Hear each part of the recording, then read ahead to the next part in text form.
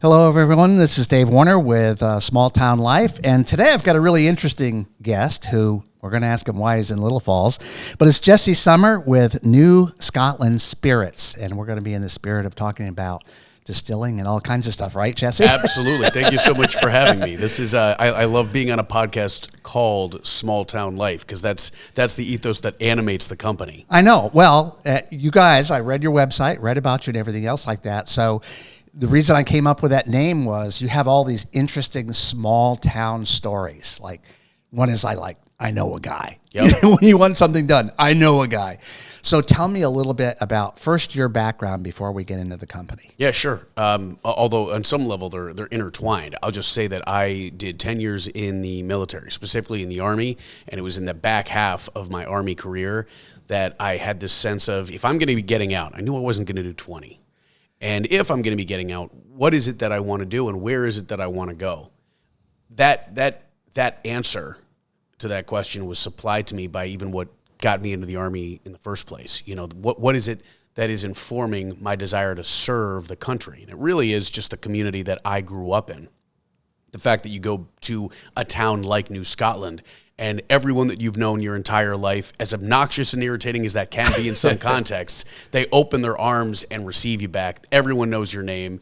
And it kind of became clear after having been to so many different places on the planet, and certainly having been stationed at a bunch of different locations throughout the country, whereas I may have left home in search of where it was I was supposed to be, all it took was being away from home for me to realize that my place was solidly back where I'd grown up. How old were you when you enlisted? Late, and I actually, Okay. the verb is commissioned. I was an officer, Right. so apologies to the soldiers out there on the front lines and the fact that they had to deal with me as an officer. But, Or enlisted here, 21 years. okay, So nobody else says Roger that. I knew right away. You wouldn't even had to tell me that you were military when I hear Roger that. So interestingly enough, that's also an interesting commentary on what a community is. It doesn't have to be a physical small town. There is no community smaller than the military, as I'm Right. sure you obviously know. The fact that I have not been able to, despite having been out for over 2 years now, divorce myself of the Army-isms like Roger that or cut sling load.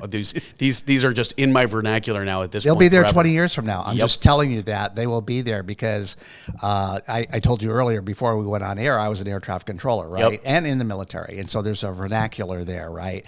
My wife was a pilot. Oh, no kidding. So we say things to each other and people look at us like, where did those words come from? Nobody says stand by and stuff like that. It almost sounds like you're being rude to your wife. Right. Well, like I'll say stand by. All right. That's very curt, right? It's also loving and efficient. No, but it's efficient. That's the word. But it's the dialogue that we would have if I was an air traffic controller and she were a pilot and I were talking to her over the radio. It's the same dialogue. We both use that. Partially what I want to do with our company is send out into the world the little trademarks and the cliches and the vocabulary of what it means to be in that small, close-knit neighborhood. So, for example, I was, interestingly enough, born in Syracuse, but almost immediately my parents moved to a jurisdiction known as New Scotland. New Scotland is a town of just under 10,000 people. I had to look it up, by the way. I'm sure. I had not heard about it before. And it's literally like 70 miles southeast of here. Yeah, that's right, and it's in Albany County. But what's notable is that for a long time, because of the way New York State has its postal districts set up, you could have a postal district that suggests the city you're in.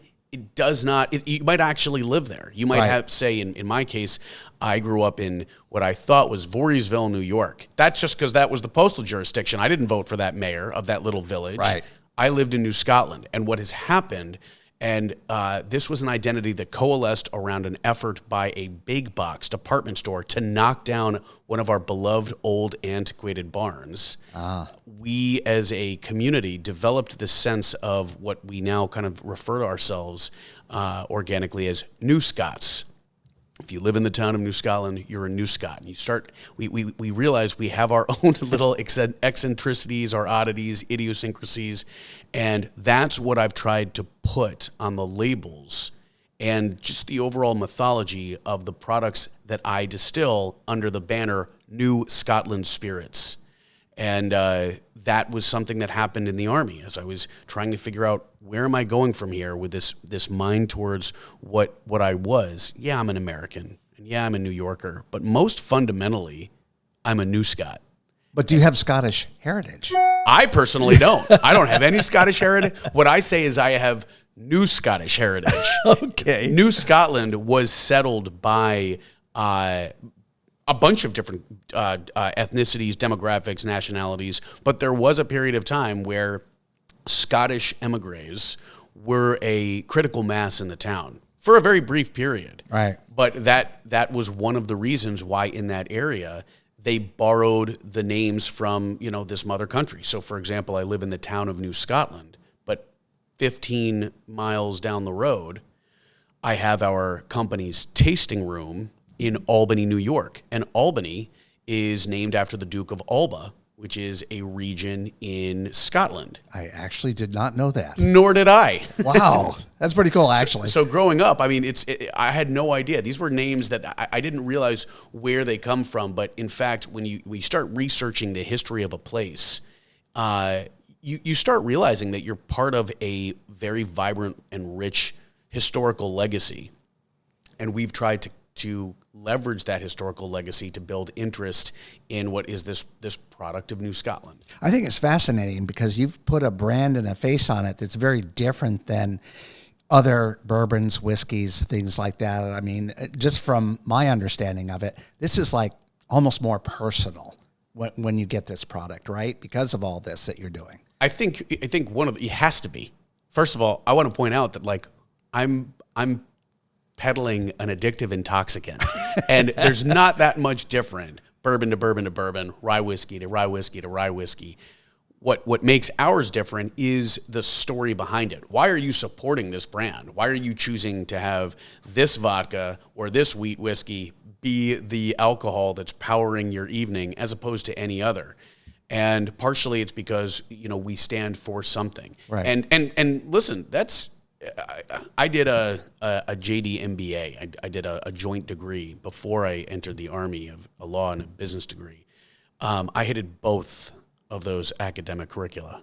Couldn't stand law school, could stand business school even less. But what I do know is that everything that I learned or encountered in business school, we are completely violating in the way that we're marketing this. In fact, even borrowing from recent politics, what we've realized is if you can create this devoted following among a third of your available market segment, that's better than having full-on awareness by the entire market, but no one really gives a shit. Right. Right. Bottom line. And so what we say is, look, this is who we are.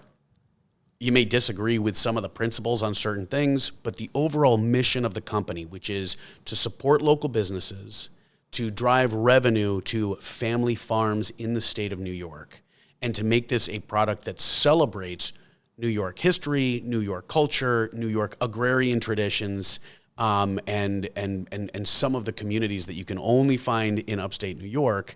That's what our products are about, and that's what you're supporting with your dollars. Yeah, and the state really helps with that too, don't they? With programs when you're all New York, right? When you're buying the products that you need, they're all from New York, don't they? They help in that as far as marketing and things. Potentially, but also you haven't done that yet. So don't get me wrong. Yeah. I want to. There's an organization, for example, in the city of Albany called Capitalize Albany, and they gave us a reimbursable grant that helped us get our tasting room off the ground. There is no question that there are government and pseudo-government agencies that exist to help entrepreneurs, and we're grateful for them. The reason that I say that some of these programs can be administered to a fault is that there is currently a bubble in New York State. And to my colleagues in this sector who disagree with that, fight me. Show me the data that suggests that New York State can support 246 active manufacturing licenses with all of the derivative labels thereafter. what my perspective has been, as our company has grown, we haven't been able to maintain our own supply of natively produced spirit. So what I do is I go around to some of these colleagues in the state, and I buy from them their best barrels, right? Their aged barrels, and that's what I'm providing. And my sense is New York whiskey, New York spirit, vodka, gin, whatever. It can, and in some cases it can be and is the best spirit in the nation.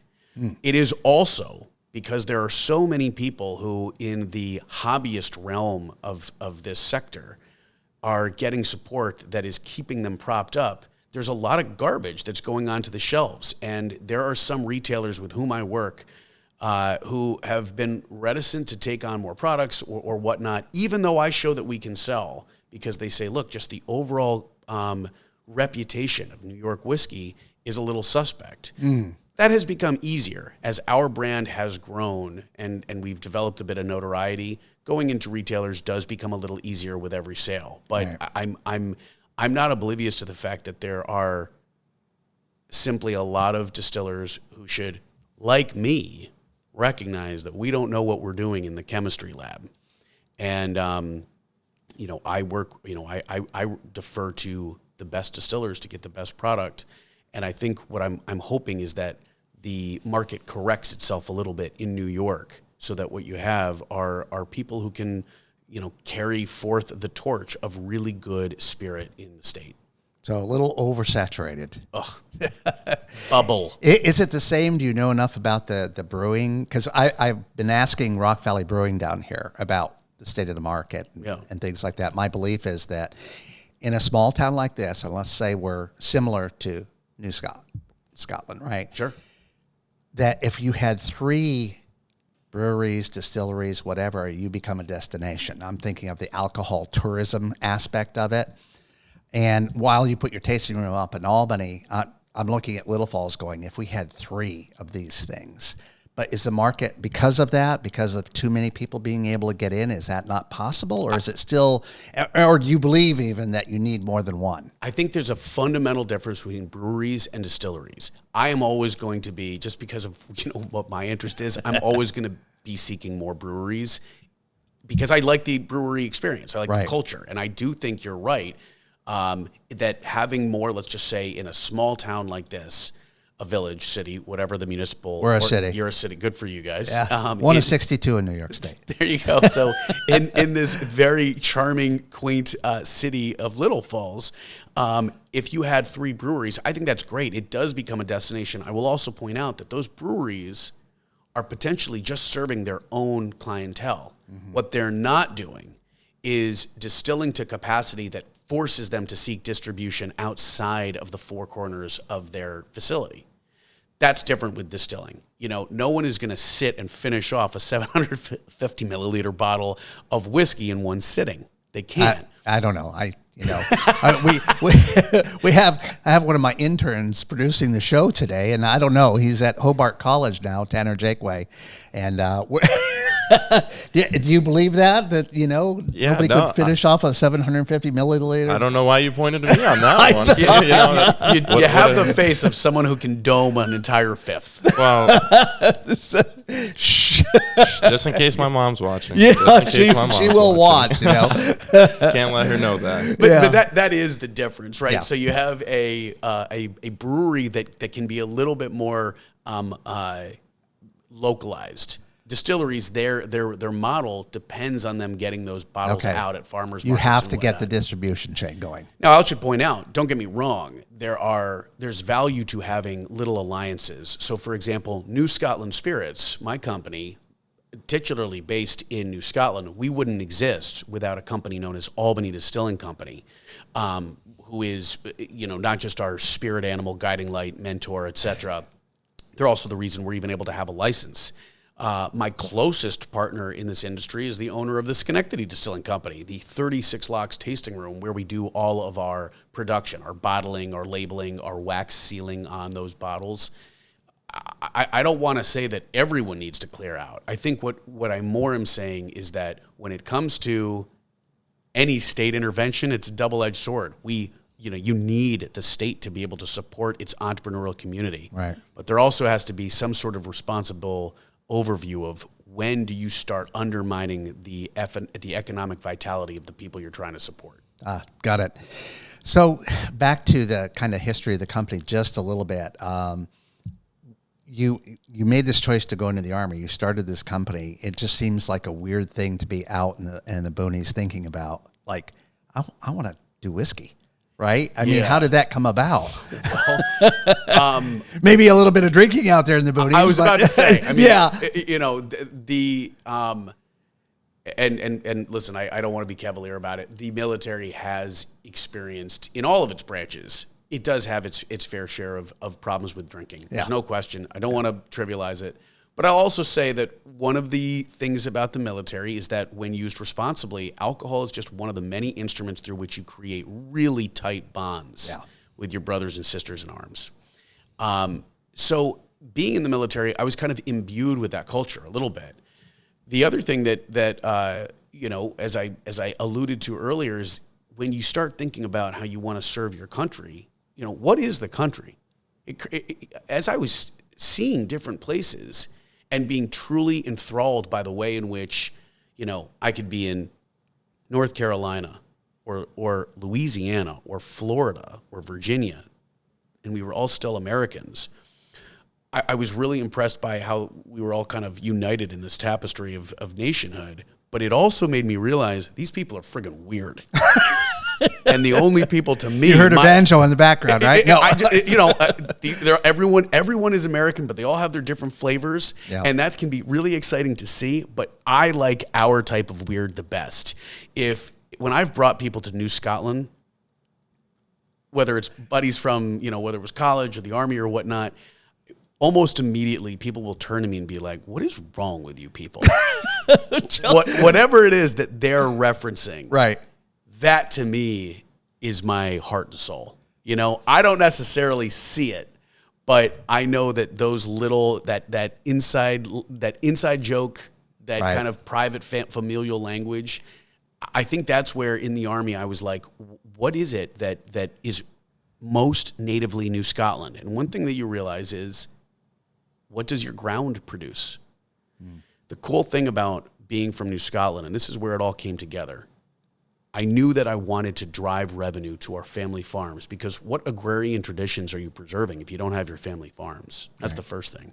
Second thing was I needed to try to preserve the open spaces. I don't want a parking lot over what has been forests and fields.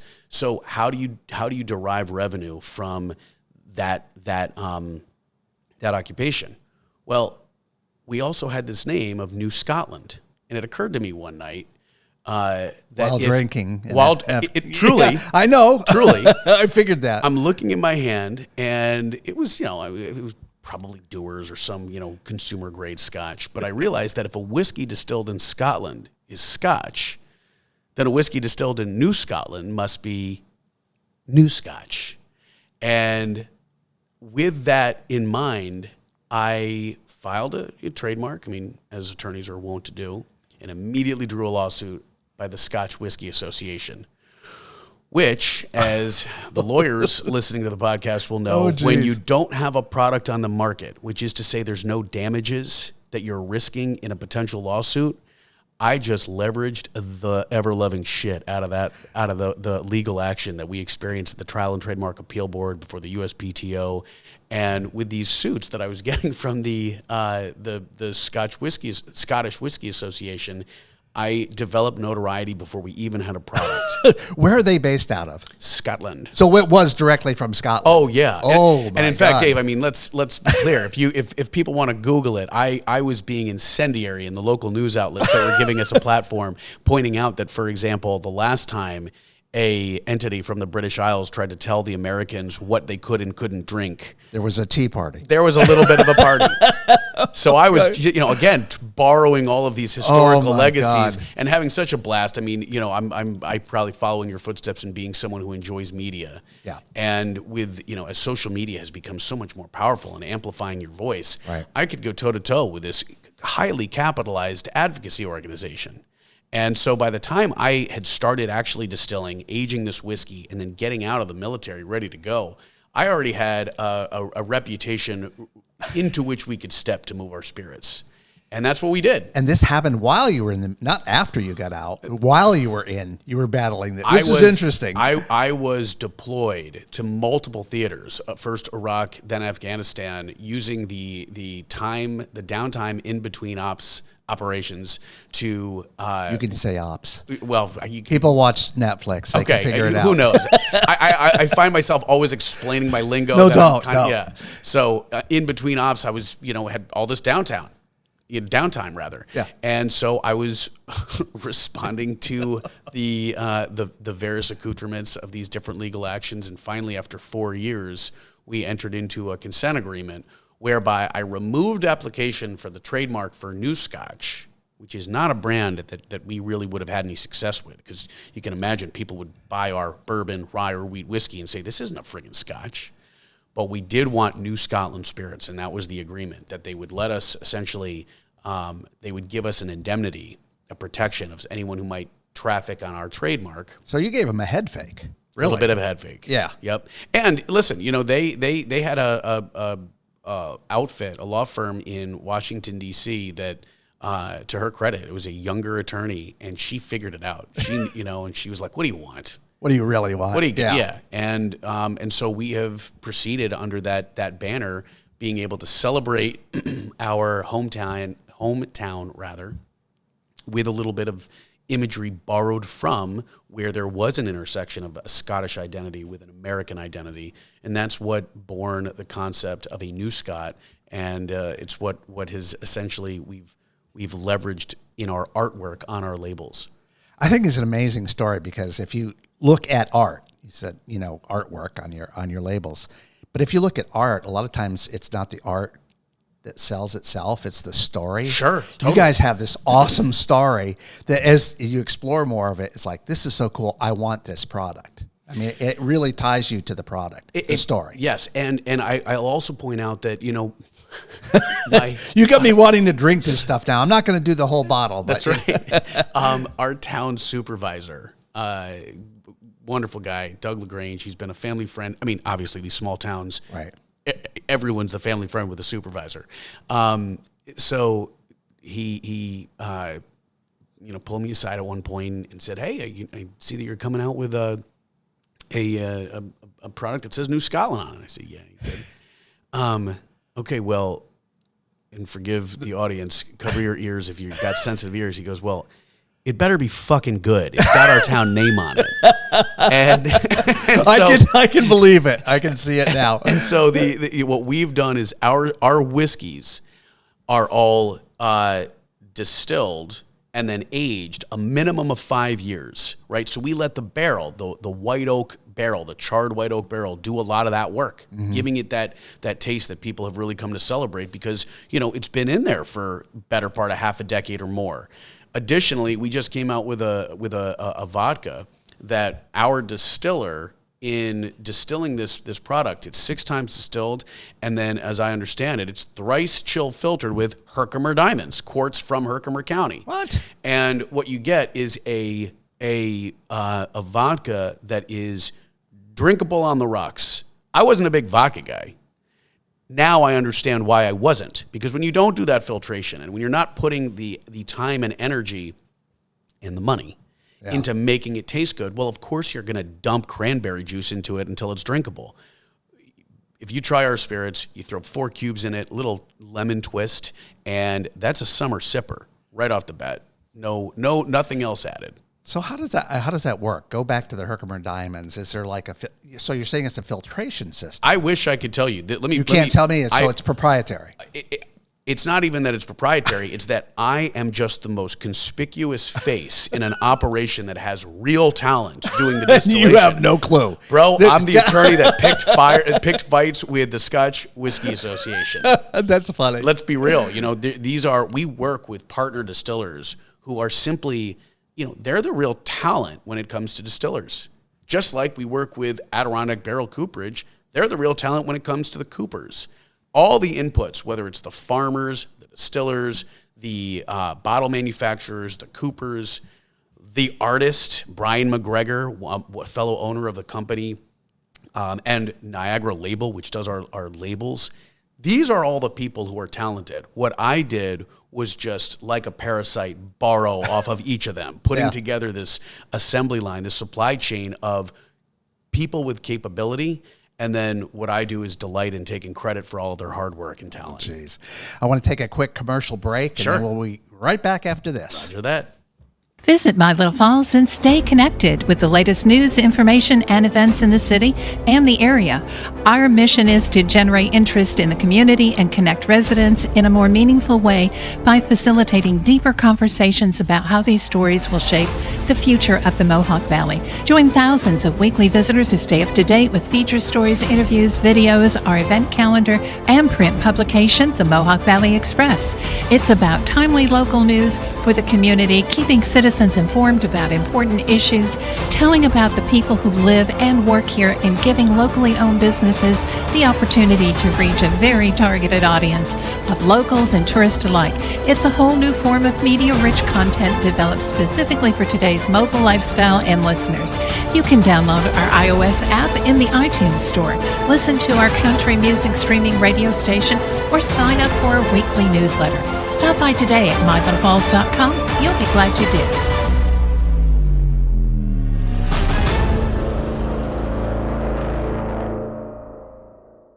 And we're back, and I have Jesse Sommer with me with New Scotland Spirits. It's been spirited discussion so far. I love it, the history of the town and how you get to do this and everything else like that. But I want to know now about, whiskey culture and all of that, because bourbon has a culture. Sure. Right? So you're in the whiskey business. Tell me about that. Well, before I even say that, I just want to point out, for example, your spirited discussion pun. It's been used like 1,000 times, right? There's so many. You've got me over a barrel. There's like the culture of whiskey starts at the linguistic level. I mean, there is so much about the production of alcohol that is interwoven with the fabric of America. I mean, Prohibition is one of the easiest examples to cite when you think about what the influence of alcohol was that even resulted in a constitutional amendment being successfully passed, and then the horrific social trauma that resulted a decade later in it being repealed. There was a lot of bootlegging here in Little Falls, I'll tell you that right now. I believe it. There was a lot of bootlegging everywhere. I mean, if you go to our tasting room, we constructed it to look like a 1920s, 30s Prohibition era speakeasy. Oh, wow. And that's because Albany was a hub of alcohol manufacturing, to include the Machine Democratic Party. Dan O'Connell was a bootlegger in the midst of his managing the entire, from mayor on down, managing that entire political construct. You had at the top a guy who had his own beer company, Legs Diamond, Jack Diamond. He was a gangster who operated in the Hudson Valley, running booze from Canada down to New York City and back. And he was murdered on Dove Street, a stone's throw from where our tasting room is. This is good stuff. It's awesome. It's awesome. I mean, the thing that you can romanticize gangsters all you want. You can talk about, what the role of government was in trying to manage this vice. Alcohol is we used the phrase earlier, it is a double-edged sword. There are, you can say that about any vice. It's a vice for a reason, but people get involved in it because it's fun. Right. What is notable about alcohol, specifically whiskey, is that in moderation, this thing has become a fascinating flagpole around which to rally. People will buy bottles of rare whiskeys and they'll share them and they'll talk about what they're detecting from the influence of the grain, the distilled, grain bill, right? Is it a rye mash, a wheat mash, a corn mash? They'll talk about the influence of the barrel. Does this particular white oak, charred white oak at this level, char 3, char 4, char 2, with a toast to it, does this give it a caramel after finish? Does it give you notes of leather, tobacco, cherries? sometimes when people have these conversations, it can be insufferable because it feels like they're posturing. But when you start developing a nose and a taste for this substance, you do start detecting some of the flavors that make it really interesting to discuss. It's chemistry. I mean, what you're talking about, and I invite listeners to comment on whatever the platforms you're distributing it to be, to correct me, but I believe the chemical compound is vanillin. When you burn the inside of a white oak barrel and you caramelize those wood starches into sugars, you're creating chemical compounds that you find in vanilla, in butterscotch, in caramel, in toffee. That's what you're getting out of certain whiskeys. The other thing that's notable about my company is that all the whiskeys we pull out necessarily, it comes from different distilleries, it comes from different age statements. Every batch is going to be different. I was going to say, how do you get consistency? We don't. As a brand posture, we say, listen, if you like McDonald's cheeseburgers, you can get them at McDonald's. And I love McDonald's cheeseburgers, at least for the purposes of this discussion. They taste different in Germany, though, I'll tell you that. there's a place for German cheeseburgers. There's a place. The point is that if you want the consistency, you can get that. Those are your comfort foods, just like Woodford Reserve is going to be a comfort whiskey. But when you're looking for an experience, something that is different, something that is a talking point, no one is going to show up with a bottle of Bullet bourbon and wax poetic about what they're uncorking.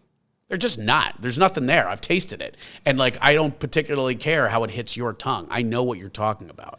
What I'm interested in is what's the story behind some of these other brands. And I like the idea that when you're trying batch 6 as opposed to batch 7, it's a different experience. We tell people all the time, it's like as a reality of the production process, every bottle we put out is limited edition. If you like batch 003 of our Helderberg rye whiskey, you better open the wallet and get a bunch of batch 003 because that's it, player. That shit's not coming back. Wow. No matter what we try. We could do the same grain bill, but we just don't have the facility, the inventory, the capability of making a consistent product. So we don't try. You can expand what you're able to make consistent. In other words, we have started playing around with bigger batches. There's no question, right? But to be perfect, so for example, our beloved wheat whiskey, it's a 100% wheat whiskey. We proof it down to 82 proof, and people really love that. We probably are going to be doing just one big batch of 30 barrels because people do love that. But how do you get so 30 barrels? Do you get larger barrels or just more barrels to increase the amount that you have? And then how do you keep the taste the same between different barrels who it's maybe exactly have right. been? If we're going to do 30 barrels, what we're talking about is a single shot, right? Okay. Single shot, huge mixing tank. The reality is those barrels, you're not getting bigger barrels. We're not even getting that grain bill again. That's all 2017 distilled spirit, right? That was from when I was at the very beginning. We went all in on a few different varietals, let's just say grain bills, right? 100% rye, which is almost done, a 100% wheat. The culture of whiskey demanding that people have something to talk about, we have to balance that with the small batch, the connoisseurs who want something different, with the fact that people are loving our wheat whiskey and we want to give them something they recognize. There's a tension there, but I will point out that, to do that type of batching, that costs money, and it's money we don't have. I mean, we've run this company on a shoestring budget. And you're here, I can tell. There you go. Right? This is a good size shoe right here. And so there is that tension. We have to make the economics work, but so far, that size, it works for us. And being on places like this, I will point this out. Your audience, and this is something we've realized time and time again, your audience, the people that seek out a program like this, they're going to be the people that buy our stuff. They are going to be the people that develop a relationship around our brand. It doesn't make a lot of sense to spend money on broader advertising because I'll get drowned out by Jack Daniels. Right. I'm looking for people that want to reach out and touch me, who hear this podcast, and then they get on the website and they send me an email.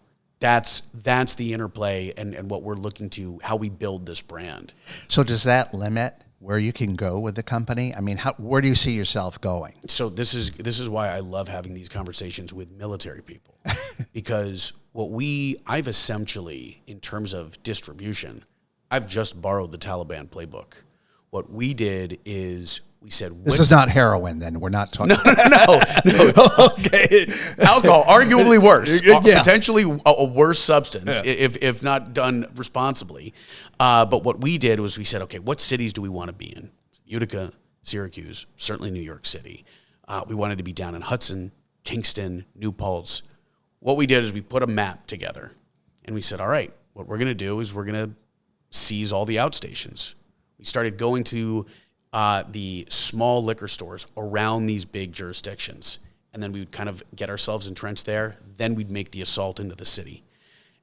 It's just like the Army. Logistical resupply is the biggest challenge. How do you project power from your headquarters in Kabul, or in our case, in Albany? How do you project the power? What we have seen is that, yes, we are somewhat limited by how and where we can grow. So, yeah, we are in Erie County. Why? Because of friggin' I-90. I-90, I-88, I-87, we use these corridors to move product to places where we've achieved critical mass. So, for example, immediately after leaving you today, Dave, I go to Rock Valley Brewing, and I try to get my whiskey into his brewery. I'm already at Ann Street, and later on today, Ann Street Liquors, I'll be with Megan doing an in-store tasting. Then I leave there and I go across the street and I set up and do an instructed whiskey event with the Canal Side Inn. The reason it's so critical for me to be able to do those things at the same time is because I can't keep making the journey out to Little Falls. But I love this community so much. It's so reminiscent of where I grew up, that by having that critical mass at the brewery, at the liquor store, at the restaurant, I'm able to say, okay, I'm making a trip out to Little Falls, and I start communicating with people in my 24 hours here, and then I move on to the next jurisdiction. I have a few people doing that, and this is why New York is a magic place in that we're allowed to be a self-distribution fueled outlet. I was looking at your event section, and I could see that pattern. And right? and those are all, we organize it by teams, right? We have Alpha Team, Bravo Team, Charlie Team. We literally led by the Queen. And led by Queen Whiskey Rosemary. That's right. She manages that staff. I'm kind of like the tip of the spear, and then she's got the people who follow up and staff our different events and retailers, or retail, in-store tastings and things like that. But that you exactly pinpointed it. Our distribution strategy is limited by supply, logistics. I mean, it's the same issue that militaries across the globe have dealt with from time immemorial, or memorial, whatever the word is. One of those words. One of those words. I'm still on Albany and Kabul. Well, because it's like there's a lot of similarity there. When we put up a map and we're putting the pins there, I'm sitting there looking, just being like, this is just like our green zone briefings. I mean, it's the same thing. There's even a kind of a familiar rhythm to it. Mm-hmm. There are some retailers who are totally opposed to us, right? Really? Why would that be? They want to sell product. And I'm coming with an untested brand, an unfamiliar company, and they don't want to dedicate the shelf space to it, completely understandably. Well, that means that if you look at it, that's like the villages where you got a tribal leadership, for example, that are not necessarily receptive to the overtures by, for example, coalition forces, right? And so we do look at it. There are some places that love the story, know how to sell it, and they bring us in. But I have to get a bunch of those people before these other folks are going to give us, a listen. Right. So you just leverage that. Look, I'm already here, and here. where you could go. Exactly. I'm at Rock Valley Brewing. I'm at Ann Street Liquor. I'm And at so Canal Side Inn. Yeah. we literally, it's an easy way of organizing movement where we say we've got hostile forces here, we got friendly I love how forces you're here, doing this. we got enemy forces here. You know, it really is like, I mean, occupy and hold territory, win hearts and minds, consolidate your gains. It's the same thing. And it's This nice. is funny. Yeah. It's nice to be able to use those strategies when it's not talking about the projection of lethal force. Right. It's nice to be able to use that, those techniques and tactics for moving personnel and moving force when it's not actually, dealing with lives. And so that has been almost kind of a Cathartic. yeah, Cathartic. cathartic way of dealing with 10 years of military service, actually. Right. Nice. So in Little Falls, you've got these events. Yep. What happens after that? Well, it's funny. So last night I was in Syracuse and I did a clam bake cigar event, and I was there pushing the brand. And while I was there, I asked one of the people to, hold the tent real quick, and I ran down to a new retailer known as Apple Spirits, and Apple Spirits is in Liverpool, New York, right outside of Syracuse. They are our first retailer in Onondaga County. Then I came here. I stayed the night in that wonderful little... The Inn at Stone Mill. The Inn at Stone Mill. Yeah. Now I'm here talking to you, preparing to speak with Mike at Rock Valley Brewing. Yeah. Then I go, as I said, to the liquor store, talk to Megan Tracy about our in-store tasting at Ann Street. Then after my event tonight at the Canal Side Inn, I beeline it to Lake Placid, where I then do an in-store tasting at Lake Placid and then try to start doing some business development, getting to the retailers up there. That happens. You're not doing that tonight after this, are you? That's a long drive at night. That's 3.5 hours from here. That's what bud. it takes. That's what it takes. And oddly enough, tomorrow I happen to be celebrating my birthday, and I'm doing the only thing that I'd want to be doing on my birthday, which is building the business. Nice. And a wonderful little jurisdiction known as Lake Placid. And so that's what I'm doing. Meanwhile, back in the Capital District, in the 11 counties therein, Queen Rosemary is managing the forces at our farmers markets, our events on Friday, Saturday, and Sunday, while she is holding court at the tasting room. So Holding court, I like it. This company, it's like it's firing on all cylinders, and what we're hoping is that we can inject the brand with enough value that someone looking to throw dollars our way can take us to the next level, and that's what it takes, showing that this is an enterprise with revenue sufficient to entice someone to jump into the whiskey game. Last question. Sure. How do you define winning? You've won. You're successful. What does that look like?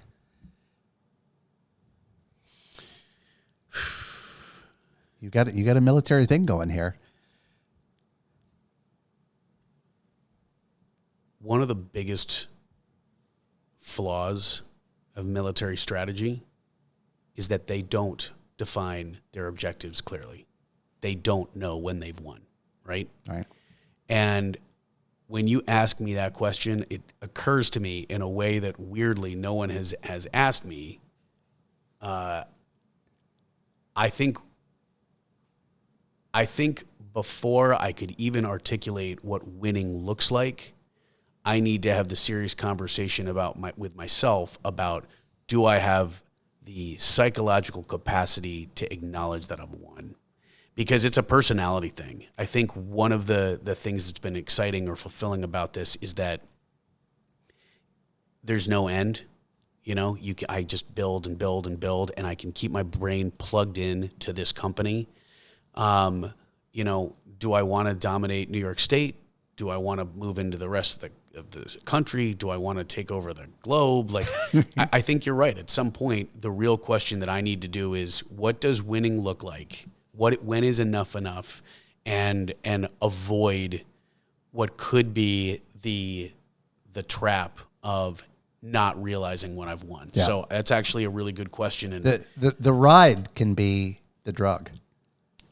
And I'll tell you something right now. The only drug more powerful than our New Scotland Spirits so far has been this journey. Yeah. Awesome. Yeah, I man. love it, Jesse. I've had fun. Thanks so much for having me on, Awesome Dave. interview. I really appreciate it. Yeah, everybody, we'll have another show like this sometime soon, I hope.